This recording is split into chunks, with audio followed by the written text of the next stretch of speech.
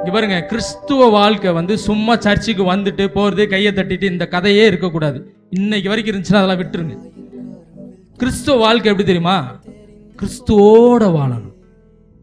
ஒரு யாரோ ஒருத்தர் ஃபீலிங் இருக்கணும், ஒரு டச் இருக்கணும், யாரோ ஒருத்தவங்க கூட இருக்கணும், ஒரு பிரசன்ஸ். கிறிஸ்துவ வாழ்க்கைனா அதுதான். கிறிஸ்துவோட வாழ்கிற அனுபவம் இருந்தா தான் கிறிஸ்டியன்னு நீங்க சொல்லணும். கண்டிப்பா ஆண்டவர் உங்களை இந்த சாட்சி மூலியமா ஆசீர்வதிப்பார்னு சொல்லி நான் நம்புறேன், நான் விசுவாசிக்கிறேன். வந்த பாதைகளை நினைக்கும் போதெல்லாம் கண்ணீரோடு நன்றி சொல்லி துதிக்கின்றேன் ஐயா. உங்க அன்பு பெரியது, உங்க இரக்கம் பெரியது, உங்க கிருபை பெரியது, உங்க